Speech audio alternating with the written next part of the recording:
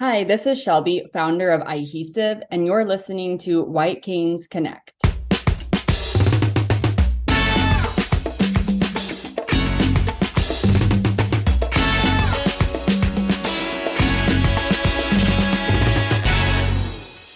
Hey there, PA Federationists. Welcome to another episode of White Canes Connect, presented by the National Federation of the Blind of Pennsylvania. My name is David Goldstein. I am the treasurer of the Keystone chapter. Joining me today is co-host and second vice president of the Keystone chapter, Lisa Bryant. Lisa, how are you today? Doing well, David. And we have a very interesting guest today. Her name is Shelby Perry. She is founder of Eyehesive. She will tell us what Eyehesive is, as well as what led her to create this platform. Very interesting story. Please stick around and listen to Shelby Perry. Yeah, let's take a listen.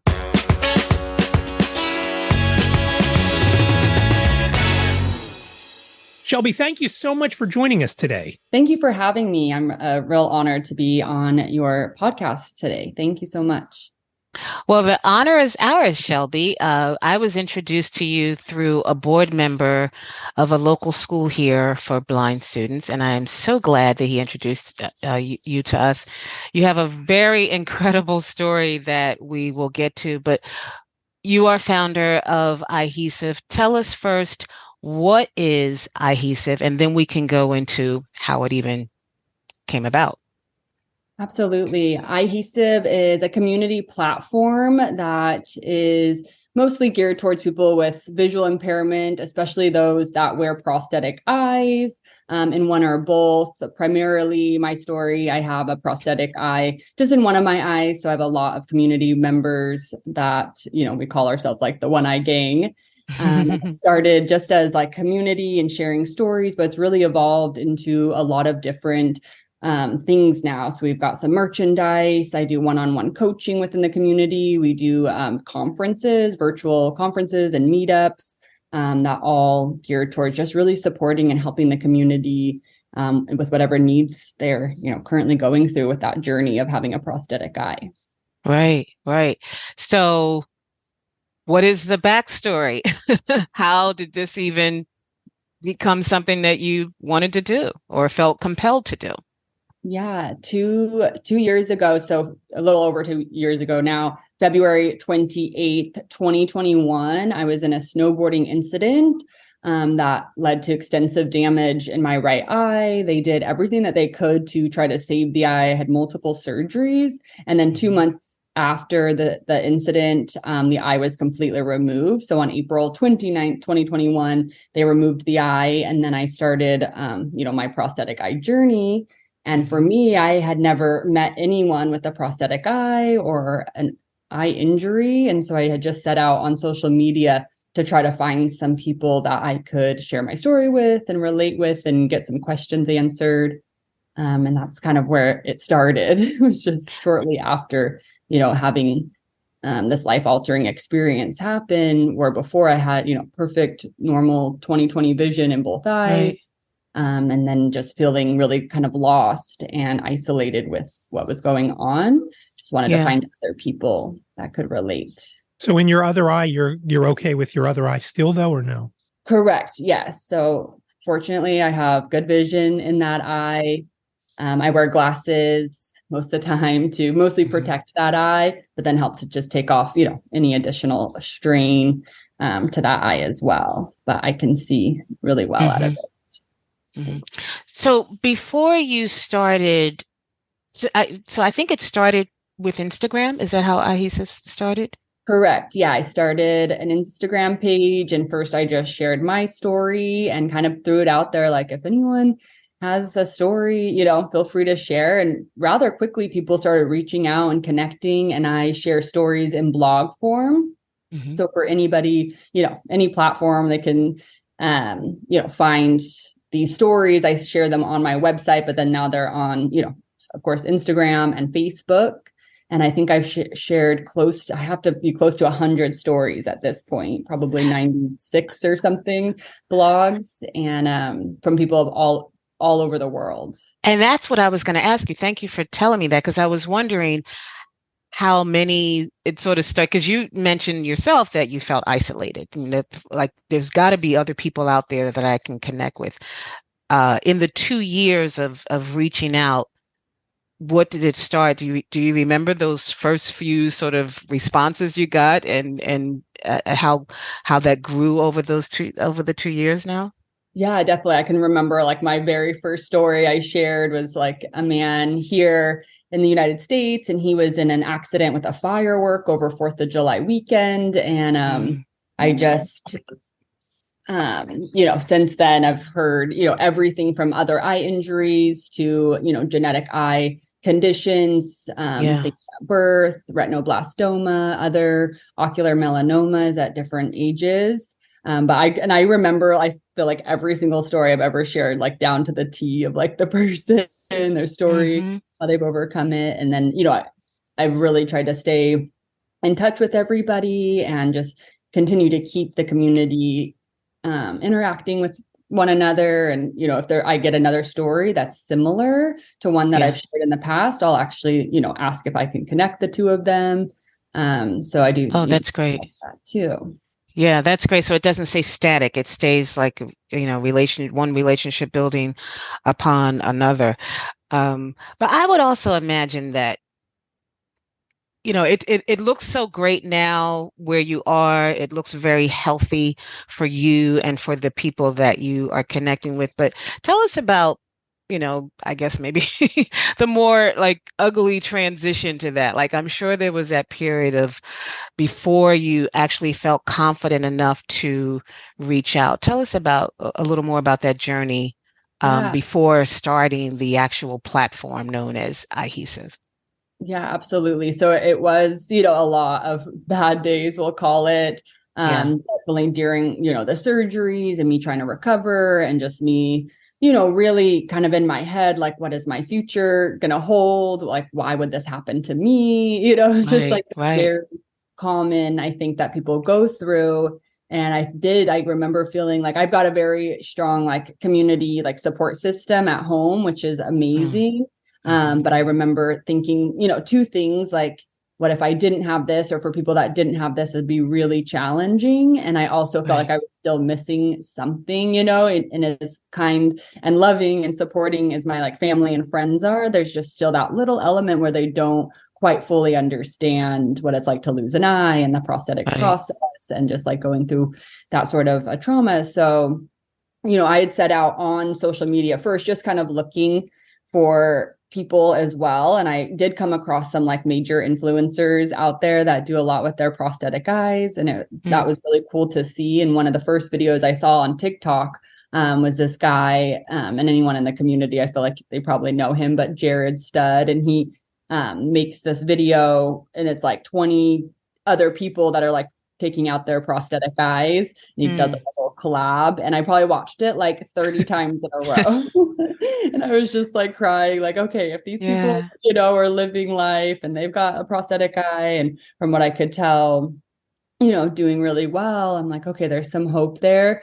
But it took me a while to get there. And I really, with the community, it's been like such a healing process for me, Hmm. that Hmm. I just think, if I hadn't been able to like, get into the community and do so much work Hmm. with everybody, that it would have taken me maybe longer or just been more challenging. So I did have that gap, like, right at the beginning where I felt so lost and Right. confused and almost like, wanting to kind of give up on life. I was just like, I don't think I can Hmm. do my previous job. Like, I don't know what this, means for me. Hmm. And and now I really realize like how much like that service of being for the community, and Yeah. people in the community are like, oh, this is so amazing, thank you so much. I'm like, y'all help me way more than I think that Mm, I hmm. help anybody. Hmm. But Yeah. Talk about the eye, going through that process of actually getting the prosthetic eye. How is that? Do you have to be fitted for it? How does that all go down? yeah, you do. So after the removal of the eye, my eye, everyone's story is like a little bit different, but my eye was actually stitched closed for 6 weeks. But I do know it's like a 6 to 8 week period before you go and get fitted for the prosthetic, and you go to what they're called ocularist, and they just make prosthetic eyes.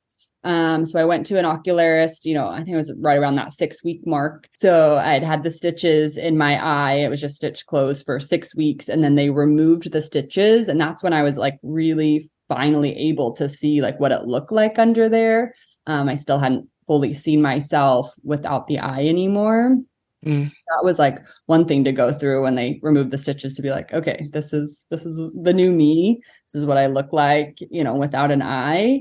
And then I went to my ocularist appointment, and they did a fitting, and it's kind of an intense process. It's like 4 appointments. Got to go. I don't know if intense is the word, but it's like time consuming. Yeah, there's 4 appointments. You go. Mine was spread out over like a 3-4 week period. So I think I received my eye like a month after the initial process. And, it was like, I don't know if my expectations were just set one way, but once I put that eye in, I was kind of really unhappy. It just didn't match my other eye. To me, it felt like lot bigger, a lot more noticeable, not as natural. So I just, again, had like this flooding of like emotions of like, it doesn't, look like my old eye. It doesn't even, I feel like match my other eye. I ended up having a lot of issues with that eye, like staying in place. So when I'd rub my eye, it would move out of center. So we had to do quite a bit of adjustments to the eye. Long story short, I did end up getting a different ocularist and getting another prosthetic eye that does fit really beautifully. And it does make a big difference just having a really well-fitting prosthetic eye. And since then too, they, the community's really started doing these like novelty eyes. So some of the ocularists make really fun ones. So I've been able to receive a fun one, which has helped a lot too in the process. I've heard a couple of funny stories over the years of folks losing their eyes. One person was looking over a railing of a balcony and looking down, even though he had very limited vision in one eye and obviously no vision in the prosthetic eye. Well, it popped out, and they all went down. They all went down to the first floor, went outside, and are going through the bushes and to see if they could find it. And I believe they did find it. So that's great that you have one now that's comfortable and everything looks good. And Shelby, for folks, if you visit her website, which she will direct us to before we go, is very is transparent. The right word here. Shows she chronicles her journey. Her visits are recorded on the website, and there's also an image of her shortly after the accident. Just to be forewarned, it is very graphic, but she does share what that process looks like. And I'm wondering, Shelby, and maybe some other people so have this question. Does everyone have access? Now, is getting a prosthetic, is that another issue of access? Like, is that always an option for people? Are you finding there some stories of people who, for whatever reason, don't have access to the ocularist or the insurance doesn't cover it? Is that an issue, or is that something standard that if you do have to have that procedure, it's pretty generally covered? I've definitely heard, it can be challenging, especially in people in other countries. I think they have even less access and funding and stuff, and just not as much, because if here in the United States and in Canada altogether, there's only 250 ocularists. And it's a very interesting industry, I guess, as far as like it's pretty generational. So it's usually like passed down, and there's not like schools for it. So you could apprentice under someone, but it's a very extensive like apprenticeship program, and they're very like selective on like who, and how that goes about. So it's just, so in San Diego, there's only 2 ocularists, and in the whole state of California, there's 11. And then some states like Utah, that's where I'm from originally, I think there's only 1. So like, and then there, like I said, between 250 spread in the US and Canada, it can be challenging if someone lives in a really, small town or something. They're, or further away from the city. I've heard people like having to drive 2, 3, 4, 5 hours to get to the ocularist.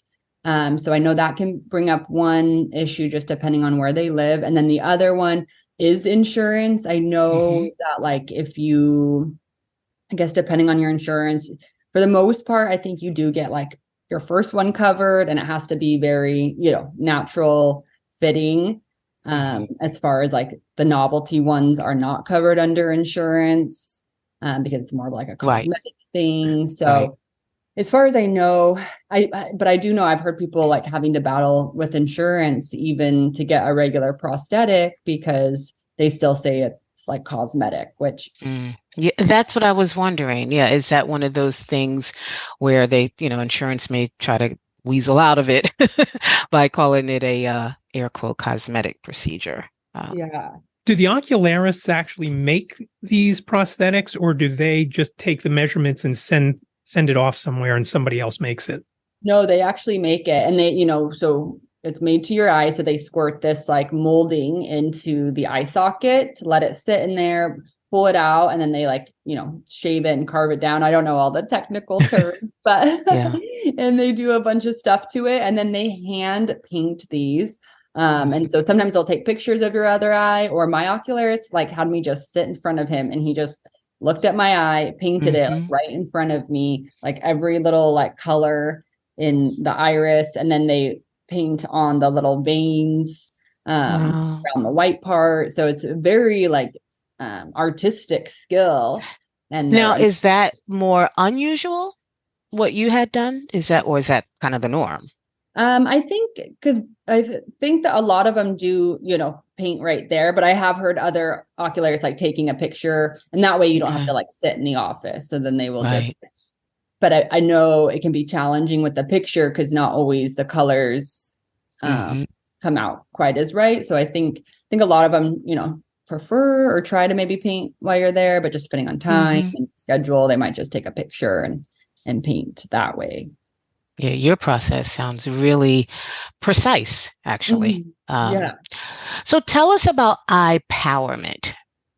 Yeah, so the Eyepowerment program is the coaching program that I offer, through Eyehesive. Eyehesive is kind of the blanket, with the community. And then the Eyepowerment program is one-on-one coaching. So I work with individuals in the community at any stage of their vision loss or prosthetic eye process. So whether, it is a child, and I work with families as well too. So I have some parents that have young children with prosthetic eyes that are trying to navigate the situation.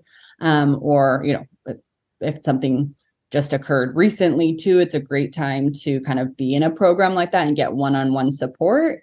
The program is 5 months and we just meet over Zoom once a week. We go through a lot of different areas in the individual's life, and just kind of really depending on where they're at and what they're needing and what their goals are, because my whole purpose with that is getting them back on their feet or getting them really comfortable with who they are today with their prosthetic eye, and then just really opening up the possibilities for their life, whatever goals that they have, or maybe some things they hadn't even thought about doing. So just really finding that encouragement and helping to like coach through, all the aspects and challenges with the prosthetic eye, but generally like a lot of life coaching stuff as well too. Now, did you have to go for any training to create this curriculum or program? Yeah. So I mean, and as a general life coach, they're not, you don't have to be like certified or go to school or anything, but I've done, I've done 2 different coaching programs, and then I have a coach as well that I work with. So between the 3 things, I've created this program and been able to, launch this coaching program. So it sounds like Eyehesive has 2 great functions. One, the community, and that's one thing that we often talk about here, that there are other people out there like us who are blind and visually impaired, but most of the time, folks who, if they've become blind or visually impaired as life goes on, they've never dealt with a blind person, don't know what it's like to be blind. And to have those other people where you can say, oh, look, that guy does this, and oh, that girl does that. You then all of a sudden say, hey, I can do that too. If those folks can do it, I can do it too. And on the flip side, the coaching, the one-on-one, and again, another thing that we've talked about doctors just don't seem to know what to say to folks once they can't help them anymore. Mhm. And so folks always need somebody to talk to about it. And it sounds like your program is perfect for them. Thank you. Yeah, that was the whole thing too. Because, obviously I had really good care with all of my doctors. I felt very, taken care of, but that kind of next element too, where it's just like being able to talk to someone that's actually experienced it and then, grow from this experience too. Because it's like one thing to, endure something and just kind of get by, but it's like, can we also grow and transform and really come out on the other side, maybe even better, even I could just say that at the time, like I never would have imagined myself, becoming a better person, I guess, through it all, but that's, open for all of us, anything that we go through too. But community definitely helps so much just to just set that foundation of being able, like you said, to see people doing that kind of stuff first, and seeing that it's possible, and then having kind of the courage or the process or some of the tools to actually put it into your life. Yeah. And how has it made you a better person, Shelby? The whole experience. It just being able to really give back and kind of slow down in my own life. I think I was going a million miles a minute all the time, just trying to get everything, do everything, be this person in the world, and all of a sudden it came to a halt for me, and I had to really rethink some stuff in life as far as like I'm not invincible, and what are my priorities in life? What's most important to me? Who do I want to be? How do I want to show up? And, kind of having that like mental shift, I was able to be like, okay, I want to be of service. I want to help other people. I really want to bring people together. And there's just something so powerful about bringing people together. Like I've held a couple conferences and a couple virtual meetups. And just from that, even though we're not even in person, which I know it's even more powerful in person, but even virtually doing that, people get off the call and they'll be like, oh my gosh, I feel like this energy, this fire inside me, like just from being in a room, getting some energy, being able to talk to other people who are so, similar to me or been through similar things or have similar thoughts and emotions. So, just recognizing at that time, like, okay, so what's most important to me, and how am I going to keep showing up despite what just happened? Being able to do it both virtually and in person, they both have their assets. Obviously, if you couldn't do it virtually, you would really knock a lot of people who join, I'm sure, from around the world and participate. Obviously, that would knock them out. But being in person and seeing people face to face is also something that is awesome to do. So both have their pluses and minuses. Let me ask you this: have you been back snowboarding yet? I have, actually. I've been able to go 2 times. I went once last season and then again this season as well. Were you nervous when you did it? I was, yeah. Both times. Luckily, I went with some of the friends that were on the trip with me. And so that really helped, because we just knew on the same understanding we were going to be able to just take it easy, just enjoy the day, kind of, be outside. It was kind of what I kept saying. We're just outside. We're just going to be in the sun. They were beautiful days both times I went. And I was just, really fortunate to be able to get back up there. I was riding a little differently, but I think mostly because of mental. And I do believe that if I continued to go, like my confidence would build back up. And I could be riding, close to normal again. But it just felt really good to be able to get up there. Because you had to start somewhere, right? So that's good. You broke the ice there. So you mentioned that you had a career before the snowboarding. What was that career? And are you back to doing whatever you used to do, or is this now your new sort of track you're on? So I'd moved out to San Diego, California during the pandemic. Everything, was shut down during that time. I was an esthetician, like working at a spa for about 10 years. And so that was done. I'm also a yoga instructor, so that was done at that time as well. So in that period, I kind of had this moment where I was like, well, maybe, I've always kind of liked something in the medical field. Like maybe I'll try EMT to see how I like that. So I'd gone through a whole EMT program here in California, like during the pandemic while, I wasn't working. And I had just graduated, passed the test, and was looking for jobs when the incident had happened. Oh, wow. Yeah. So then that set me back like a couple months. And I do like full-heartedly believe that if that was something that I was like really passionate about, I would have been able to pursue it again.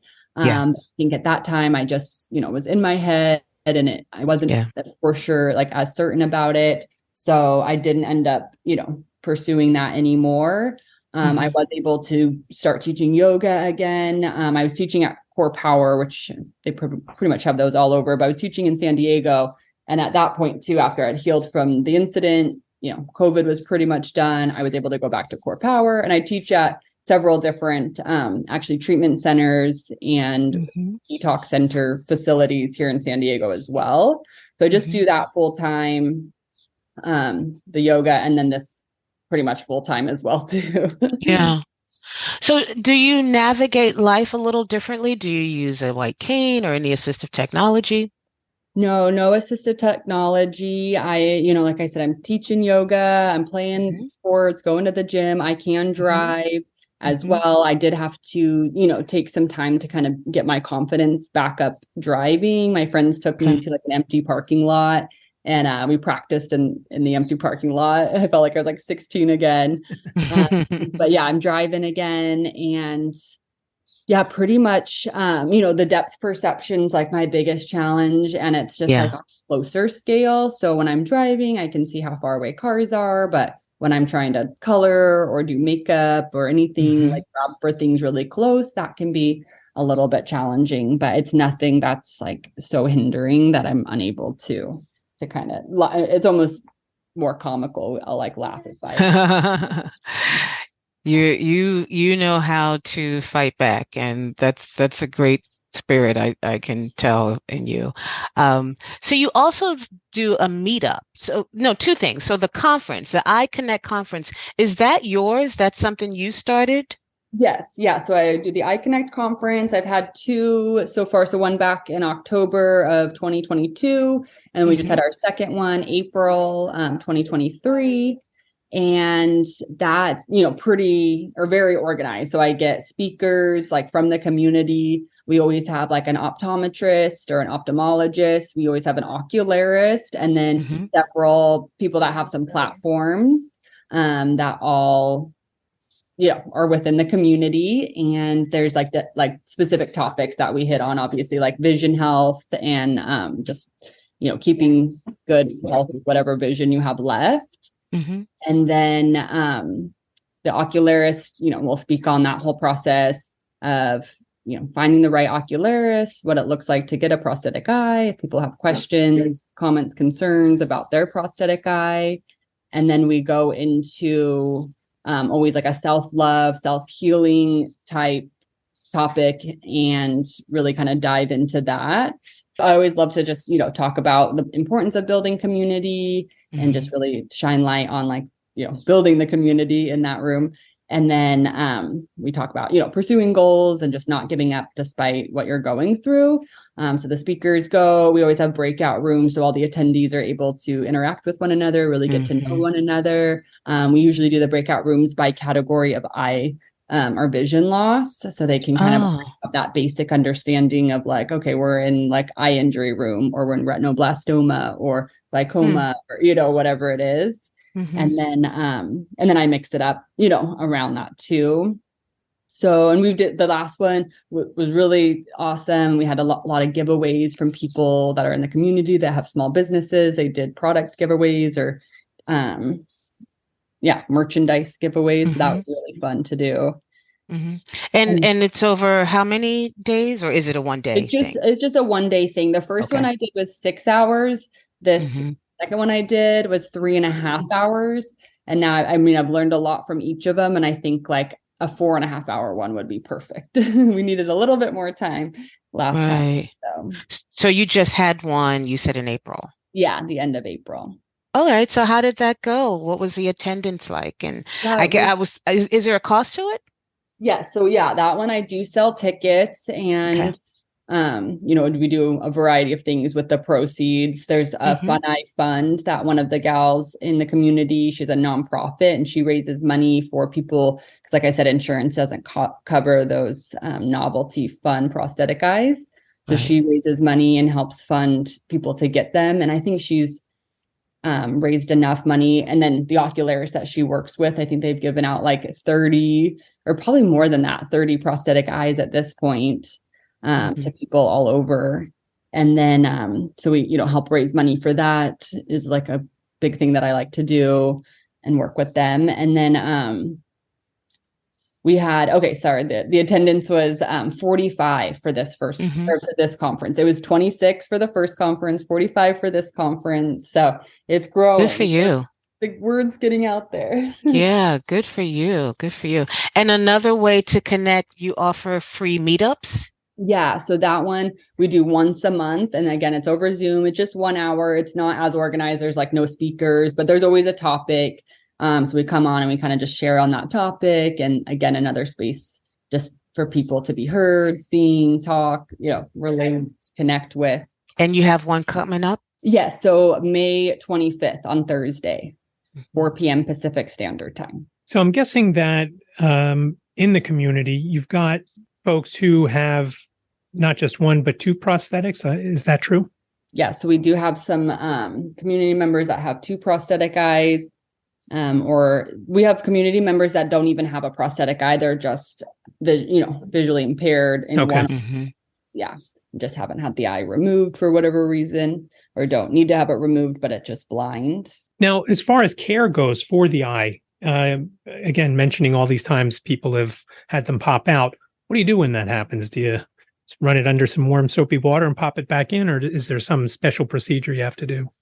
Yeah, I think you can just, just probably regular water because you don't want to like any residue of like any kind of soap on there. Okay.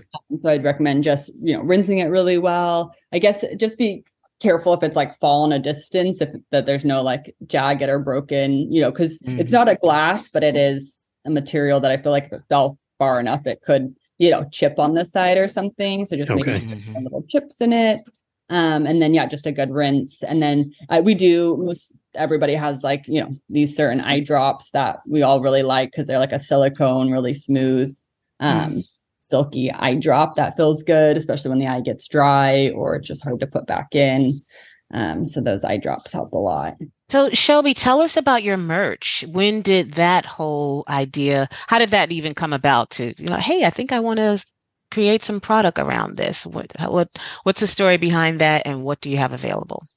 Yeah, so right now we have shirts that just say One Eye Gang. I've got them in black, white, and gray. And then we also have beanies, and the beanies have these leather patches on them that also say One Eye Gang. And the leather patch is made by someone else in the community that also has a prosthetic eye. And he shared his story with us, and he has his own like leather making business. He makes purses and wallets and bags, really cool stuff. And so I had asked him, I was like, well, can you make patches for these beanies? And he did that, which is just, I'm like, one-eyed gang made type deal.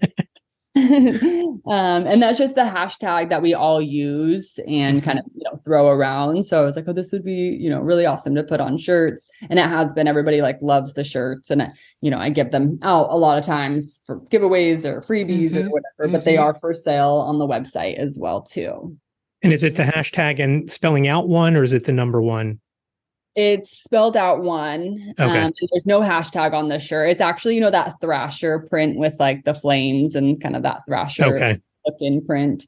It's in that right now, but I do plan to expand the line and just have like different prints. And I also think it'd be cool to have like One Eye Gang supporter shirts or something for the parents and, family members. And, so I do definitely want to grow that eventually. It's just, one thing at a time. Yeah. I thought it'd be really cool to to try it. So I got a really small order first and they sold out so quick. So I, expanded in the colors. Mm-hmm. Well, that's what I was going to ask you. Do you use one of those print on demand places like Printful or any of those? No, I haven't tried that. I should look into it. I just use like a printing company here in San Diego. Shelby, I'm curious too, where did the name Eyehesive come from? Oh yeah, great question. So part of also my plan, I just haven't gotten there quite yet, but we're getting close, is wanting to do adhesive eye patches. So essentially they're like a giant Band-Aid that stick on the eye area. So while I was doing my surgeries and recovering, I really needed, eye patches. And the options on the market now are just really limited and they're very kid friendly, which is what I was using, the rainbows and unicorns and Right. which I was totally fine with. But I was just, again, thinking about other people or people in the professional world, or just wanted a really nice classic eye patch. And the stick-on ones are so nice because you don't have to worry about the banded ones around your hair or moving. So I want to create like these high performance adhesive eye patches. I'm, in the process of having it manufactured and finding, all of those things, which has been a little bit longer of a process than I had anticipated, but it's in the works. I've got some leads, so I think it'll be happening here soon. So with that in mind, and I also liked kind of the adhesive part, but I also liked like cohesive, like the act of coming and sticking together, which is like the definition of cohesive. So I kind of like combined it, like double entendre here, right? We're talking about the merch for those eye patches. They are limitless between putting words and other things on there. Obviously, the kids have their say, but you could put just about anything on those. And that sounds like that could be a lot of fun. Maybe not professional, but still fun. Yeah. Yeah. I do want to, have a lot of options out there that I think could be really cool. What's your vision for this community? What's your goal going forward? Or is it just to continue building it to a larger extent? Just definitely building it. I know there's a lot more people out there that I want to bring into the community. I definitely want to continue to keep doing the conferences. I would love to have an in-person conference one day. Like that's goal. Rent out, some kind of space. And that would be maybe a couple day thing where people would fly in and we'd have like speakers and different activities and just, like a traditional conference that you would go to, but specifically for our community. Right. And being in San Diego doesn't hurt to get people to come. So it doesn't. You're right. I know. I've already thought about that too. I'm like, everyone loves it here. Yeah. Or to visit at least. And then, and continue to, build the coaching program and, probably do group coaching at some point too. I think that could be important and beneficial. And then definitely the merchandise, have more of like a clothing line. I have a lot of ideas. Good. Good for you. And you sound like you have quite the commitment to see it through. What would you say you need from the rest of this community? And even if there are people who are not necessarily going through the process themselves, or maybe they have someone they support who has experienced some sort of vision loss, what would be the call to action from the rest of the community? Just like keep showing up and spreading the word too. Like I think sometimes, just talking about it with people that you wouldn't even think would care. Oftentimes they're like, oh, I know somebody, or my neighbor, or my teacher, or my cousin. And so I think just continuing to talk about the community and spreading the word, and just, and everyone does such a good job at just already showing up and really commenting and supporting one another. So just encourage to continue to do that. Maybe even talking to like their ocularist, their eye surgeons, eye doctors about the community as well, because those people obviously have, a lot of one-on-one connections with people that could benefit from the community.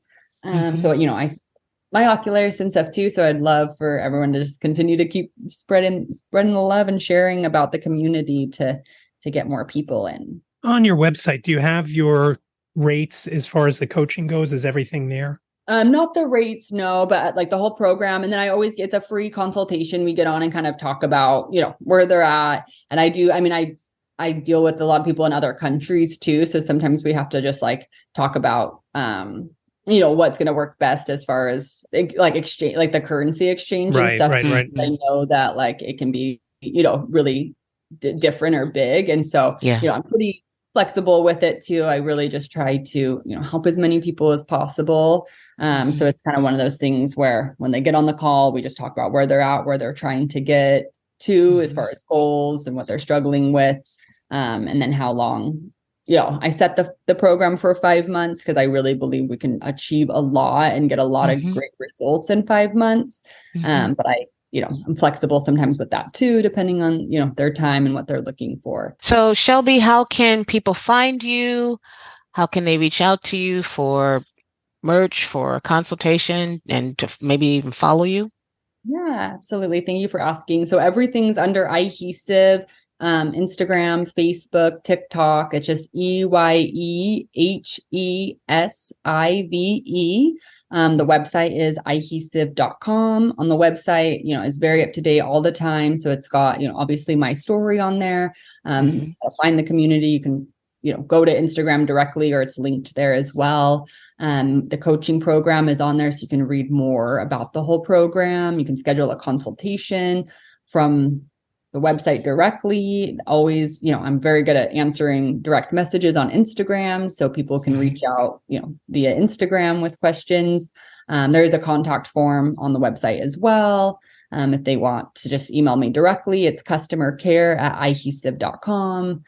So I run everything and I, check everything. So I will respond to anyone that reaches out. Well, it has been a delight meeting you, talking with you. Thank you so much for coming on. And anyone, if you want to check out Shelby's process, she shares the process of getting her prosthetic eye, and very informative. But I will warn you, it is also very graphic. So just be kind of heads up for that. But thank you for coming on. It's been a real delight. Thank you so much for having me on. It was a pleasure talking to both of you and just sharing my story and the Eyehesive community with your platform and your podcast. So I really appreciate it.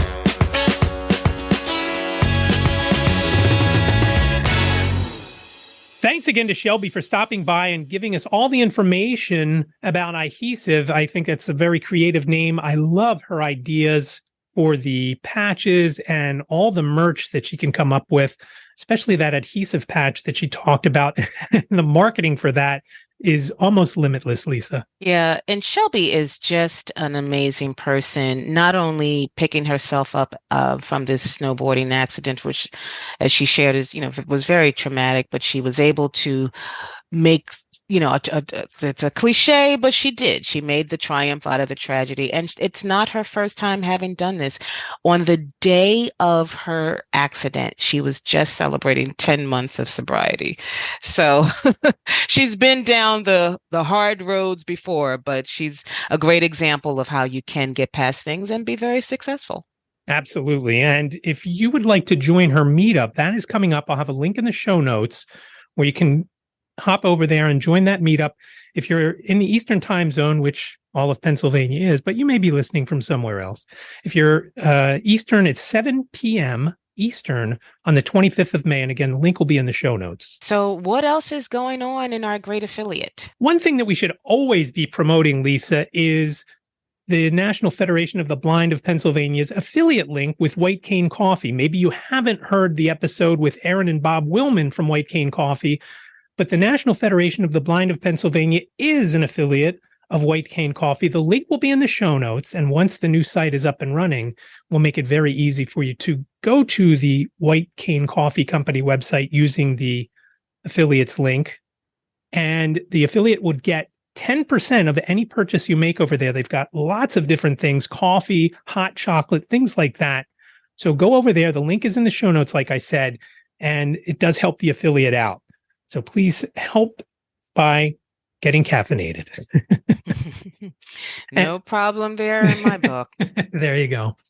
So we'd love to know what you think. whether it's about this episode, about a future episode. If you have an idea, if you know someone that would be a great guest, please reach out to us, 267-338-4495. You've got up to 3 minutes to leave your name and town and your question, your comment, your show idea, your gripe, your commendation, whatever you've got. We'd love to hear from you. We'll plan on an upcoming episode.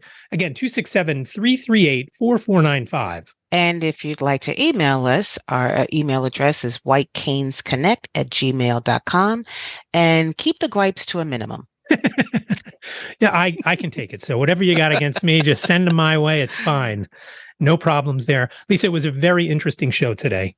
Yes, thanks, David. And thank you, Shelby. Thanks, everyone, for listening. Take care. Take care.